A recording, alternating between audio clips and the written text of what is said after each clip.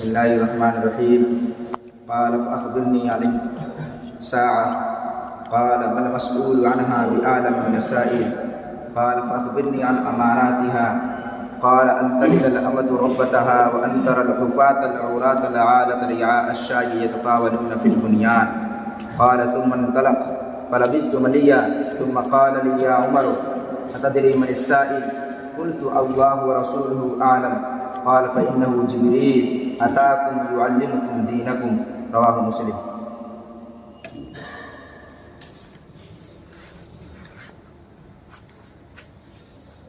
بسم الله الرحمن الرحيم. الحمد لله رب العالمين، والصلاة والسلام على سيد الأنبياء والمرسلين محمد بن عبد الله وعلى آله وأصحابه أجمعين ومن تبعهم بإحسان إلى يوم الدين. أما بعد، سامعین محترم، زیر شرح حدیث جبریل میں آخری سوال رسول اللہ صلی اللہ علیہ وسلم سے قیامت سے متعلق کیا گیا۔ حضرت جبریل نے کہا فَأَخْبِرْنِي عَنِ السَّاعَةِ، آپ مجھے قیامت کے وقت سے متعلق بتائیے۔ اخبرنی عن الساعة ای عن وقت قیام الساعة، قیامت کب قائم ہوگی؟ یہ سوال رسول اللہ صلی اللہ علیہ وسلم سے کیا گیا۔ اس کے جواب میں آپ نے فرمایا مل مسئول عنہا بأعلم من السائل، سائل سے زیادہ مسئول کے پاس اس کے تعلق سے علم نہیں ہے۔ حضرات، ہم جانتے ہیں کہ یہ قیامت یا ساعہ یہ دنیا کے انتہا اور آخرت کی ابتدا سے متعلق جو علم ہے، یہ کب یہ لمحہ آئے گا، کب یہ گھڑی آئے گی جب یہ دنیا ختم ہو جائے گی اور قیامت کی ابتدا ہوگی، اس تعلق سے اللہ رب العالمین نے اپنی مخلوق میں سے کسی کو بھی یہ علم نہیں دیا، نہ فرشتوں کو، نہ رسولوں کو، اور نہ کسی بھی دوسرے مخلوق کو یا کسی انسان کو۔ یہ وہ علم ہے جو اللہ رب العالمین کے ساتھ خاص ہے۔ قرآن مجید میں اللہ رب العالمین نے اس کے تعلق سے ارشاد فرمایا ہے وَيَسْأَلُونَكَ عَنِ السَّاعَةِ أَيَّانَ مُرْسَاهَا قُلْ إِنَّمَا عِلْمُهَا عِنْدَ رَبِّي لَا يُجَلِّيهَا لِوَقْتِهَا إِلَّا هُوَ۔ ایک دوسری آیت میں اللہ تعالیٰ نے کہا کہ يَسْأَلُونَكَ عَنِ السَّاعَةِ أَيَّانَ مُرْسَاهَا فِيمَ أَنْتَ مِنْ ذِكْرَاهَا إِلَى رَبِّكَ مُنْتَهَاهَا۔ تو ان آیات سے معلوم ہوا کہ قیامت کے تعلق سے کسی کو کوئی علم اللہ تعالیٰ نے نہیں دیا، اور یہی جواب حضرت جبریل کو رسول اللہ صلی اللہ علیہ وسلم نے دیا کہ آپ سے زیادہ مجھے علم اس تعلق سے نہیں ہے۔ یہاں اس حدیث میں ایک چیز قابل غور ہے کہ اس سے پہلے کے جو سوالات ہیں اور جو جوابات ہیں وہ خطاب کی شکل میں ہیں۔ مثال کے طور پہ رسول اللہ صلی اللہ علیہ وسلم فرماتے ہیں ان تؤمن باللہ وملائکتہ ورسلہ ان تشہد لا الہ الا اللہ، ہے نا؟ اور یہ جو سوال، اس سوال کا جو جواب دیا اللہ کے رسول نے، اس میں خطاب کے بجائے غیاب کا طریقہ یا غیاب کا اسلوب اپنایا گیا۔ یعنی یہ نہیں کہا گیا کہ اے جبریل آپ سے زیادہ مجھے علم نہیں ہے. ما انت ما انا بعالم منک، یہ جو جواب کا سلسلہ جو آ رہا تھا اس کے مطابق یہی ہونا چاہیے تھا، لیکن اس کے بجائے رسول اللہ صلی اللہ علیہ وسلم نے دوسرا اسلوب اختیار کیا، اس لیے یہ بتانے کے لیے کہ یہ سوال اور یہ جواب ہر اس شخص کے لیے ہے، صرف جبریل کے سوال اور رسول اللہ کے جواب سے متعلق یہ چیز نہیں ہے. دنیا میں کوئی بھی آدمی اگر اس کے تعلق سے سوال کرتا ہے تو اس کا جواب یہی ہے. یہ عموم کے اعتبار سے تعمیم کو بتانے کے لیے خطاب کے بجائے غیاب کا صیغہ اختیار کیا گیا ہے. اس جواب کے سلسلے میں حافظ ابن حجر نے ایک بات لکھی ہے. بظاہر یہ جملہ ایسا ہے کہ اس سے اندازہ ہوتا ہے کہ جبریل رسول اللہ صلی اللہ علیہ وسلم سے زیادہ علم رکھتے تھے. اس میں اسم تفضیل کا صیغہ استعمال کیا گیا ہے، یعنی سائل یعنی مسئول سے زیادہ جاننے والا ہے. لیکن ابن حجر رحمۃ اللہ علیہ لکھتے ہیں اس حدیث کی شرح میں کہ ھذا للتساوی، یہاں پہ یہ افضلیت کے لیے نہیں ہے کہ جبریل کا علم رسول اللہ صلی اللہ علیہ وسلم کے علم سے زیادہ تھا اس مسئلے سے متعلق بالخصوص، اس لیے کہ اللہ کے رسول بھی اس بات کو جانتے تھے اور جبریل بھی جانتے تھے کہ اس سوال کے جواب میں دونوں کا علم برابر ہے. اس لیے اس جملے کا مفہوم یہ ہے کہ اے جبریل، آپ اچھی طرح جانتے ہیں کہ اس بارے میں میرا اور آپ کا علم دونوں برابر ہے. ہم میں سے کوئی نہیں جانتا کہ قیامت کب قائم ہوگی. اس سے یہ بھی بات سمجھ میں آئی کہ جب سید الملائکہ جبریل اور سید الخلق محمد صلی اللہ علیہ وسلم کو اللہ تعالیٰ نے قیامت کے تعلق سے علم نہیں دیا، تو دنیا میں اور ہر دور میں کچھ دجالین اور کذابین لوگ ایسے پیدا ہوتے رہے ہیں، اور آج کل کچھ زیادہ ہیں جو یہ دعویٰ کرتے ہیں کہ فلاں سال کے آتے آتے دنیا ختم ہو جائے گی. ابھی کچھ سالوں پہلے یہ خبریں آپ نے پڑھی اخبارات میں کہ 2000 سال یا 2020 کے بعد جو ہے نا یہ دنیا ختم ہو جائے گی. اس طرح کی چیزیں چاہے وہ علم کی بنیاد پہ کہی جائیں یا علم فلکیات کی بنیاد پہ کہی جائے، اس کا کہنے والا چاہے مسلمان ہو غیر مسلم ہو اور چاہے اس کی بنیاد جو بھی ہو، اس طرح کی تمام باتیں جھوٹ ہیں اور بکواس ہیں. اور اس طرح کی بات کو سننے کے بعد ایک مسلمان کو فوراً یہ سمجھ جانا چاہیے اس عقیدے کی روشنی میں کہ اس کا قائل، اس کا کہنے والا سب سے بڑا جھوٹا انسان ہے. اللہ تعالیٰ کے علاوہ اس کا علم کسی کے پاس نہیں ہے.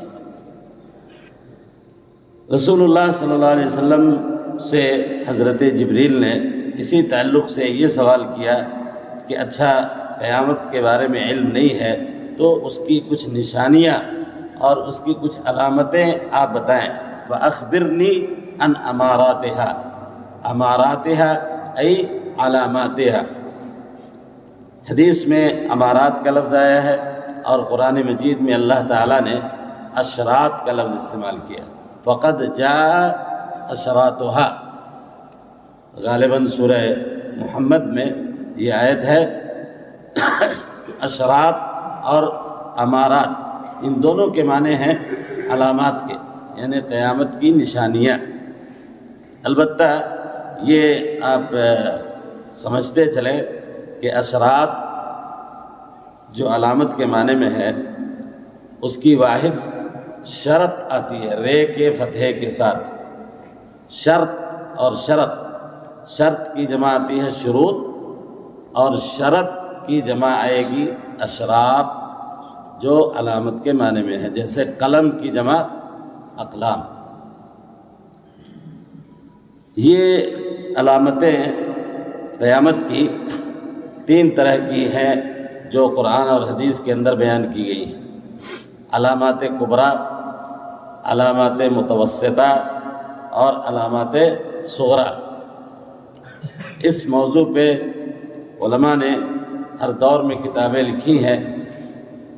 ہمارے ملک میں جماعت اہل حدیث کے بہت ہی مشہور معروف عالم دین اور مصنف نواب صدیق حسن خان رحمۃ اللہ علیہ نے اس موضوع پہ ایک بہت عمدہ کتاب لکھی، الاذاعہ فیما کان وما یکون بین یدی الساعہ، عربی میں یہ کتاب ہے۔ تو قیامت کی جو نشانیاں ہیں، جو علامتیں ہیں، ان کو علماء نے بیان کیا ہے۔ رسول اللہ صلی اللہ علیہ وسلم نے اس حدیث میں 2 علامتوں کا ذکر کیا ہے، ان تلد الامۃ ربتها، اور دوسری علامت وان ترى الحفاة العراة العالة رعاء الشاة يتطاولون في البنيان۔ قبل اس کے کہ ہم ان دونوں علامتوں کی مختصر وضاحت آپ کے سامنے کریں، اس سے پہلے ایک اصولی بات یہ سمجھیں، یا ایک قاعدہ ہے عربی زبان میں کہ جمع کا اطلاق 3 چیزوں پہ ہوتا ہے نا، ہم نے پڑھا، اور یہاں پہ امارات یہ جمع کا صیغہ لایا گیا ہے، امارتن کی جمع ہے امارات، تو اور علامتیں 2 بتائی گئی ہیں، صرف 2 علامتیں حدیث میں بتائی گئی ہیں۔ اس سے بعض علماء نے اور بعض اہل اصول نے یہ استدلال کیا ہے کہ الجمع یطلق علی الاثنین، جمع کا اطلاق جس طریقے سے زیادہ سے زیادہ کم سے کم 3 پہ ہوتا ہے، اقل الجمع 3، اسی طریقے سے اس حدیث سے یہ بھی معلوم ہوا کہ اقل الجمع 2، یہ جمع کا جو صیغہ ہے اس کی کم سے کم تعداد کیا ہے؟ 2 ہے، 2 پہ بھی جمع کا اطلاق ہوگا۔ اس حدیث سے یہ بات سمجھ میں آئی۔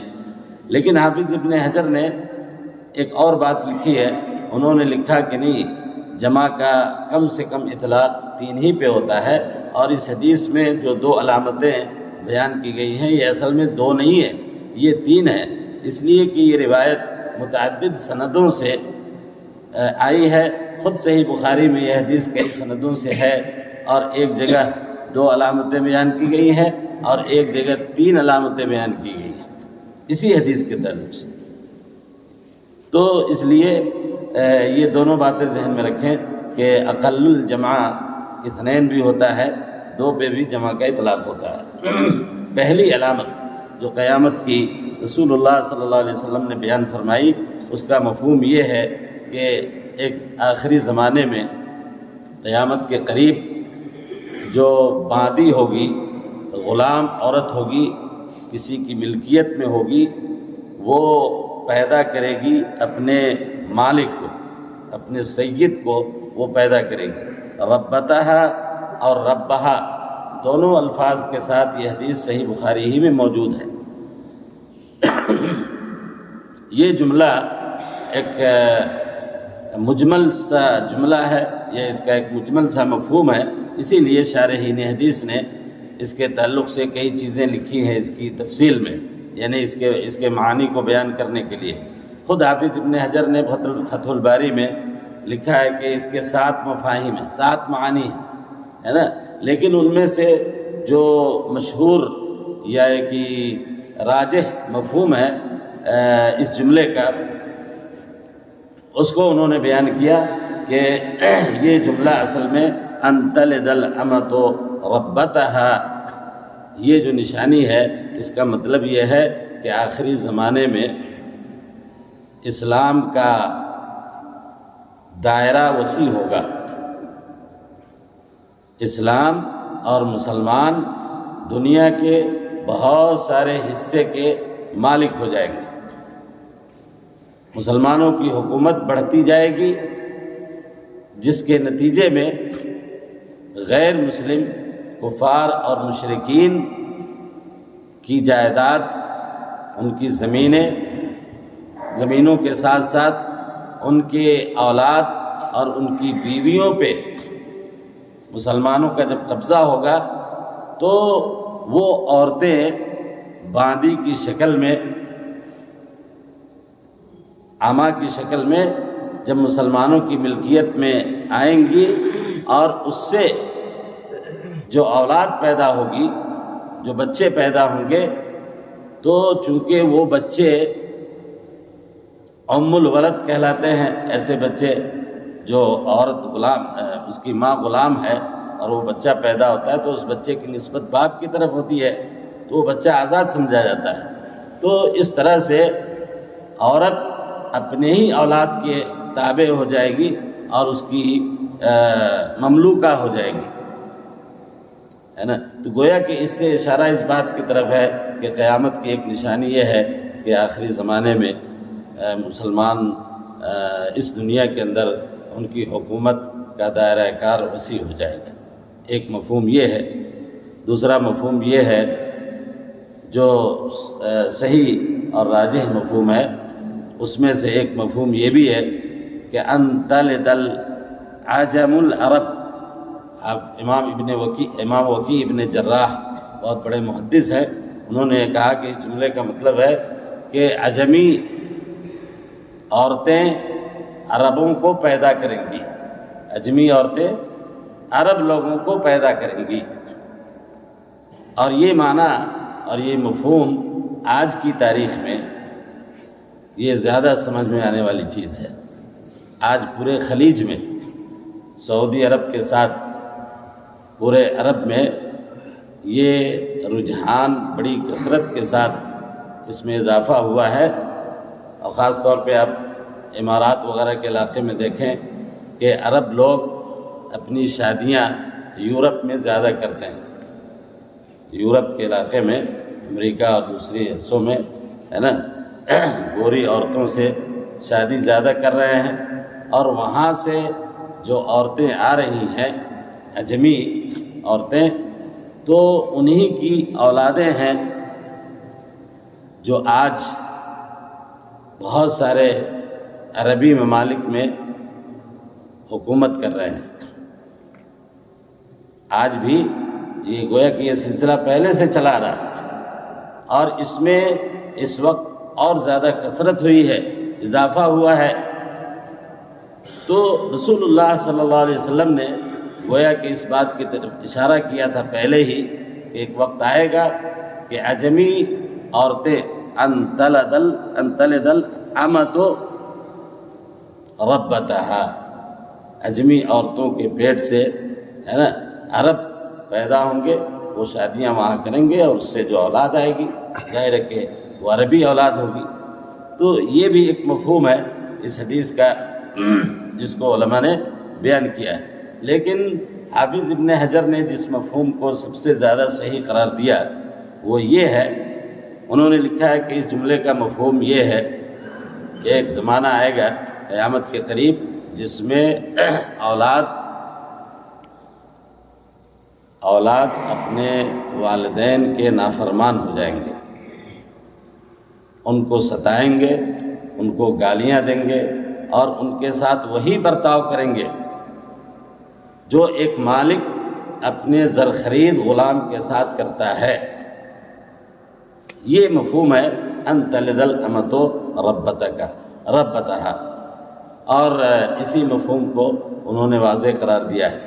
علی کل حال ان تینوں مفاہیم سے ایک بات یہ سمجھ میں آئی مجموعی طور پہ کہ رسول اللہ صلی اللہ علیہ وسلم نے اشارہ کیا اس بات کی طرف کہ قیامت کے قریب حالات بالکل پلٹ جائیں گے، حالات بالکل پلٹ جائیں گے، اور ہر چیز کا مفہوم بدل جائے گا، اور جو چیزیں پہلے اچھی مانی جاتی تھی ہے نا، بعد میں وہ چیزیں خراب ہو جائیں گی، اور اقدار، انسانی اقدار جو ہے اس کا معنی اور مفہوم بدل جائے گا۔ یہی مفہوم ہے اس جملے کا۔ اور بہت دلچسپ بات یہ ہے کہ امام قرطبی نے جب اس جملے کی شرح لکھی اپنی کتاب میں تو لکھا ہے انہوں نے کہ وقد جاء هذا الزمان، کہ گویا کہ میں اسی زمانے میں ہوں، میرا یہ زمانہ آ گیا ہے، امام قرطبی نے۔ اور آج ہم کئی سال، 100 سالوں کے بعد جو ہے، ان کے بعد یہاں ہم بھی یہی کہتے ہیں کہ ہم لوگ اسی زمانے میں جی رہے ہیں۔ تو اس کا مطلب یہ ہوا کہ یہ جو چھوٹی چھوٹی قیامت کی علامتیں ہیں، اس کی ابتدا بہت پہلے سے ہو گئی۔ رسول اللہ صلی اللہ علیہ وسلم کے زمانے ہی سے ان علامتوں کی ابتدا ہوئی، بلکہ رسول اللہ صلی اللہ علیہ وسلم کی وفات خود ایک علامت ہے قیامت کی، اور صحابہ کرام کی وفات بھی قیامت کی علامتوں میں سے ایک علامت ہے۔ دوسری علامت جو اس حدیث میں بتائی گئی ہے وہ یہ کہ آخری زمانے میں ایسے لوگ جو ننگے پاؤں چلتے رہے پہلے، ان کے بدن پہ معمولی کپڑے رہے ہوں گے، ہے نا، اور وہ بکری اور اونٹ کو چرانے کا کام کرتے رہے ہوں گے، وہ آخری زمانے میں ایسے لوگ بڑی بڑی بلڈنگوں کے مالک بن جائیں گے۔